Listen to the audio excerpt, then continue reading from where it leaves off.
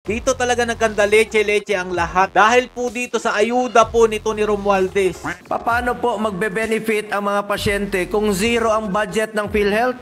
Hindi nila pinamimigay ang pera dun sa mga nangangailangan at tinuturuan din natin sila ng leksyon. Anong pakialam nyo kung hindi nila pinamimigay yung pera?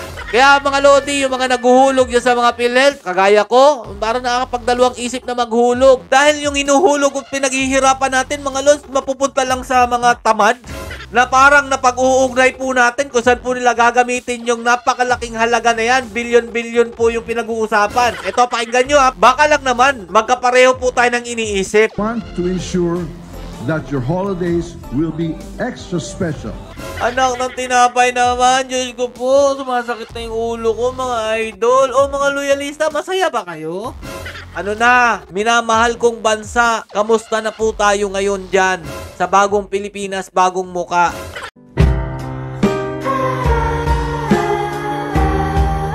Yo, what's up mga Lods? It's Spaghetti Peps TV. Welcome back po sa ating channel. Pipilitin ko pong maging mahinahon dito po sa ating nasagap na balita. Dahil nga po, ang ginawa po nila dyan, siniro budget po nila ang PhilHealth para po sa 2025. Alamin niyo po ang dahilan mga idol at kanino po mapupunta ang tinapyas na budget po para dapat dito sa PhilHealth. Anong na nangyayari sa ating bansa mga idol? Kinuha na nga yung pondo, hindi pa binigyan ngayong 2025. O eto mga Lodi, para po sa mga loyalistang tanso dyan, kung a-agree po sila dito ewan ko na lang talaga. Dahil mga Lodi, halos karamihan ng ating mga kababayan nagbabayad po dito sa PhilHealth na to, kabilang na po ako dyan. Tapos ganito lang po nila kadaling pinagdidesisyonan ang pera ng taong bayan. Hindi naman po nila yung pera. Hindi po yan pondo ng gobyerno kung tutuusin Labas po ang gobyerno dito pero pinakikialaman po nila. O, pakinggan nyo mga idol. Kayo na bahala kung sasang-ayon kayo dito sa plano po ng Kamara at ng Senado sa pagtanggal po ng budget daw po sa PhilHealth na kinakailangan po talaga ng ating mga kawawang kababayang Pilipino kung sakali man po may emergency. Naresolba man ang ilang kontrobersyal na issue sa 2025 national budget tulad ng pondo para sa Office of the Vice President at ayuda sa Kapos ang Kita program, marami pa rin kumukwestiyon sa bersyong ipinasa ng Kongreso. Dito talaga nagkanda leche-leche ang lahat dahil po dito sa ayuda po nito ni Romualdez. Kinailangan pa ba natin na i-zero talaga si PhilHealth? Sa plenaryo, sinabi ni Senate Minority Leader Coco Pimentel na maaaring maghain ng kaso sa Korte Suprema laban sa hindi pagbibigay ni pisong subsidiya sa PhilHealth. Subsidy for PhilHealth is in the nature of is like an automatic appropriation because the law provides for the formula. While we acknowledge that PhilHealth has still billions in reserve funds, paano po magbe-benefit ang mga pasyente kung zero ang budget ng PhilHealth? Kapalag talaga po ito si Senator Bongo dahil isa po siya sa nangunguna para po bigyang daan ang mga nangangailangan po ng tulong pinansyal, hospital, tapos zero balance po nila ang PhilHealth. Lalo po mabibigatan po ang malasakit center ni Senator Bongo kung mangyayari po ito dahil nga po wala na po pagkukunan ng ibang budget Aasa na lang po dun sa hulog buwan-buwan ng ating mga kababayan, mga empleyado.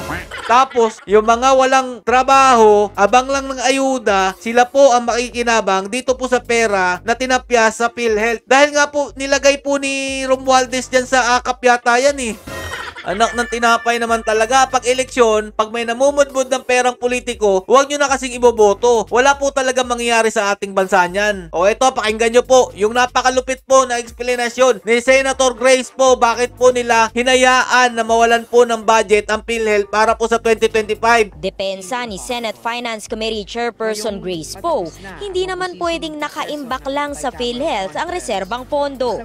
Hindi nila pinamimigay ang pera dun sa mga nangangailangan at tinuturuan din natin sila ng leksyon. Anong pakialam nyo kung hindi nila pinamimigay yung pera? Para nga lang yan sa emergency o nangangailangan kapag meron pong hospital bill na hindi po nila makaya. Ayan po yun. Hindi po yan pinamimigay na parang pera nyo naman yan.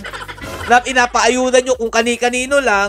Tapos ang mga nakakatanggap pa ng ayuda, yung mga malalakas lang din sa tagalista. Hindi ko naman sa nila lahat, pero ganun po yung nangyayari talaga dyan sa ayuda-ayuda na yan. Hindi po ang PhilHealth ang natuturuan ng leksyon dyan dahil yung sahod po nila dyan, yun pa rin po yung sinasahod nila kahit na tapyasan nyo po yung budget dyan. Anak ng tinapay naman nagkakalokohan lang talaga tayo dito.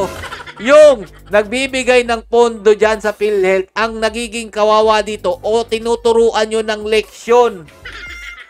Kaya mga Lodi, yung mga naguhulog dyan sa mga PhilHealth, kagaya ko, parang nakakapagdalawang isip na maghulog. Dahil yung hinuhulog at pinaghihirapan natin, mga Lodi, mapupunta lang sa mga tamad. Yung abang-abang lang ng ayuda. Nakakagigil na talaga mga idol. Kanina pinipigilan ko po yung sarili ko pero ang hirap po pigilan pag ganito po yung nangyayari sa ating bansa. Sinita rin ni Pimentel ang 18 billion pesos na idinagdag ng mga mambabatas sa budget ng Kongreso. 17 billion pesos dyan ang sa Kamara. 17 billion ang sa Kamara daw mapupunta yung tinapyas po dun sa budget. Anak na tinapoy. Tapos sa Senate, 1.1 billion. Dagdag daw po sa kanilang budget. Puro lang naman po mga hearing ang nangyayari dyan na wala naman po pinatutunguhan. Puro lang paghahabol sa mga sinasabi nilang EJK, yung confidential fund. Hanggang ngayon, di pa rin nila mapatunayan. Hanggang pinasa na po nila, sumuko na po sila sa AFP dahil hindi po nila mapatunayan yung sinasabi lang 125 million daw po ni VP Sara Duterte na winaldas lang daw po eh. Tapos kada hearing yan mga idol, ilang milyon ang ginagastos po ng Kamara para lang po maisakatuparan po yung kanilang misyon. Tapos ngayon kukuha po kayo ng pondo galing po sa PhilHealth. Tapos ngayon 2025, hindi nyo ibabalik o hindi nyo i-replenish yung kinuha nyong pera. Siniro balance nyo pa ang kanilang budget. Anak ng tinapay. Saan nyo dadalhin yung pera? Speaker Martin Romualdez na 7.3 billion na dinagdag nyo dyan sa inyong pondo sa Kamara. Bakit parang ang laki naman po ng inyong nire-request na budget o kailangan dagdag sa inyo dyan sa Kamara? Nakakapagtaka tuloy yung sinabi mo. Ito pakinggan nyo po mabuti yung sinabi ni Speaker Romualdez dito. Na parang napag-uugnay po natin kung saan po nila gagamitin yung napakalaking halaga na yan. Bilyon-bilyon po yung pinag-uusapan. Ito, pakinggan nyo Baka lang naman, magkapareho po tayo ng iniisip. Want to ensure that your holidays will be extra special. Nagkataon lang ba, Speaker Martin Romualdez, yung pagkukuha nyo ng mga budget, yung hiling nyong dagdagan ang pondo dyan sa Kamara? Nagkataon lang po ba talaga dito sa gagawin yung espesyal? Ang Pasko ng mga kongresistang sa tingin ko'y pumapanig sa'yo? You might want to start planning your Christmas celebrations early. Parang bibigyan pa po ng privilege si Speaker Martin Romualdez sa mga kongresista na maaga po silang magpasko, magbakasyon, mag-Boracay, magpalawan, mag-out of country, etc. etc. Siyempre, napakalaking pera po niyan mga idol kung yan nga po yung gagamitin nila doon. Because we're taking steps to make sure that this year's season is brighter and memorable for you and your families. Sana all brighter and memorable yung kanilang Pasko. Habang yung mga nangangailangan ng tulong galing po sa PhilHealth, kawawa naman po, no? Namumblema kayo, masaya po. Maagang magbabakasyon, kasama ang pamilya, walang problema. Anak ng tinapay itong bansang to, ano ba talaga nangyayari sa ating bansa ngayon? This is our way, and I mean all the congressmen and congresswomen are with me today. This is our way of showing our gratitude, not just in words, but in action. Yan daw po ang kanyang way para magpakita po ng gratitude sa kanyang mga kasamahan dyan sa Congress. Puti pa sila na alala mong bigyan ng ganyang klaseng pribilehiyo. Pero yung totoong mga nagsusumikap sa kanilang mga trabaho, yung mga naghihirap talaga, wala po man lang binibigay. Kagaya po ng ating mga kapulisan, AFP, Coast Guard, Navy, lagi pong nagbabantay para masiguro lang po ang ating bansa. Hinayaan nyo na po sila. Parang ang dating dyan, kaya po tinatamad na yung ating mga kapulisan manghuli po ng mga dorogista dahil nga po, ang mga nakikinabang lang naman yung nasa pwesto. This season, I also want to encourage everyone, of course, to think about how we can share the blessings we will be receiving. Kanino po galing yung nire-receive yung blessings? Saan mo kukunin yung sinasabi mong blessings? Para i-share dyan po sa inyong kasama sa Kongreso. Dyan ba yan galing? Sa pondo ng PhilHealth? Sa pondo ng SSS? GSIS?